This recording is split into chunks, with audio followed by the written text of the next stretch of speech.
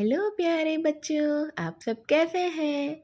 आज मैं आप सबके लिए लेकर आई हूँ एक रैबिट की कहानी जिसका नाम था पीटर। यह एक पीटर रैबिट की कहानी है। इसे सुनने से पहले आप मेरे चैनल को लाइक और सब्सक्राइब कर दीजिए। तो आइए सुनते हैं पीटर रैबिट की कहानी। पीटर रैबिट एक बहुत ही शरारती खरगोश है जो अपनी माँ की कोई भी बात नहीं मानता है, हमेशा उसे अनदेखी करते रहता है। पीटर की माँ कहती है कि उसे कभी भी मिस्टर मैकग्रेगर के गार्डन में नहीं जाना चाहिए, नहीं तो वह बहुत ही नाराज़ हो जाते हैं। और वह जो पीटर है वह यह बात कभी नहीं मानता है। मिसेज रेबिट अपने बच्चों को ब्लैकबेरी चुनने के लिए भेजती है, लेकिन पीटर फिर से उनकी बात नहीं सुनकर सीधा ही मिस्टर गैगर के बगीचे की ओर चला जाता है। उसकी जिज्ञासा और शरारती स्वभाव उसे उन सभी चेतावनियों को भूलने पर मजबूर कर देती है जो उसकी माँ उसे हमेशा दिया करती है, और वह बगीचे में घुस जाता है। बगीचे में घुसते ही पीटर अपनी भूख मिटाने के लिए वहाँ उगाई गई सब्जियाँ खाना शुरू कर देता है। वह गाजर, मूली और सलाद पत्तियों का आनंद लेता रहता है। उसका पेट भी बहुत भर जाता है और इसी दौरान उसे मिस्टर मैकग्रेगर दिखाई देते हैं।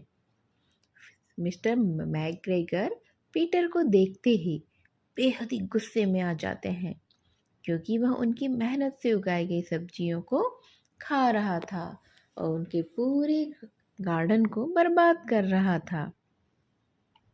मिस्टर मैकग्रेगर जो हैं पीटर को पकड़ने की कोशिश करते हैं। पीटर डर जाता है और पूरे बगीचे में इधर से उधर भागने लगता है।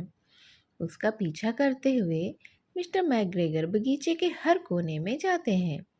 इस दौरान पीटर के कपड़े कांटों में भी फंस जाते हैं और फट जाते हैं, और उसके जूते भी भागते भागते कहीं पैरों से निकल जाते हैं और खो जाते हैं।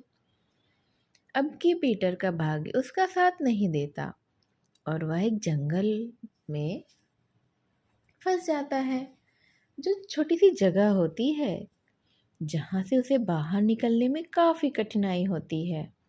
वह जल्दबाजी में एक दरवाजे से बाहर निकलने की कोशिश करता है, लेकिन उसका कोट और जूते सब कुछ तो पीछे छूट जाते हैं ना। वह बड़ा ही डर जाता है। जैसे जैसे वह आगे बढ़ता है, पीटर कई बार खुद को मुश्किलों में फंसा पाता है। एक बार वह एक पानी की टंकी में कूद जाता है और फिर मुश्किल से छटपटाते हुए खुद को डूबने से बचाता है।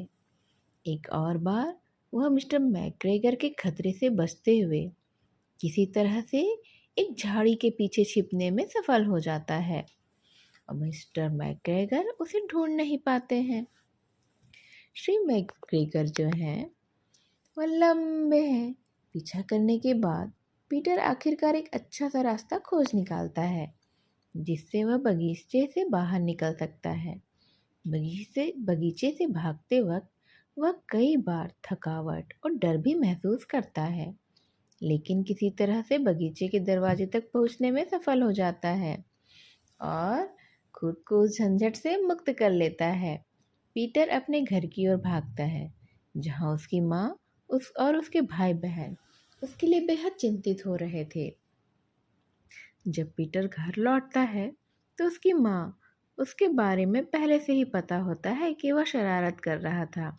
उसकी माँ उसे सजा के तौर पर चाय में केवल कैमोमाइल देने का ही निर्णय लेती है, जबकि उसके बाकी भाई बहनों को ब्लैकबेरी खाने को भी मिलती है। पीटर का पेट तो पहले से ही सब्जियों से भरा होता है और कैमोमाइल चाय उसकी तबीयत को और ठीक करने में मदद करती है। इस प्रकार से पीटर की ये जो कहानी है, छोटी सी नन्ही सी कहानी, यही समाप्त होती है। और उसे समझ में आता है कि भले ही उसका पेट भर गया, लेकिन उसे कितनी मुश्किलों का सामना करना पड़ा।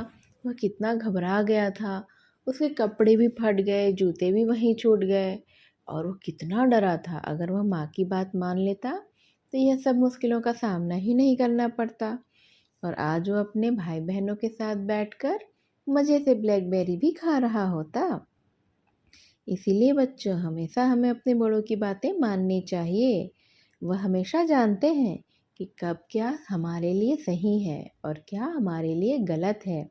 हमें भले ही लगता है उस समय कि नहीं, अगर मैं ऐसा कर लूँ तो क्या ही हो जाएगा और मुझे तो बड़े मज़े आएंगे, लेकिन मज़े के साथ साथ आपको बहुत ढेर सारी मुश्किलों का सामना भी करना पड़ सकता है। इसीलिए अब से आप अपने पेरेंट्स की बात ज़रूर मानिएगा। आज की कहानी यहीं तक बच्चों। मैं फिर से आपसे मिलने आऊँगी। तब तक के लिए बाय बाय।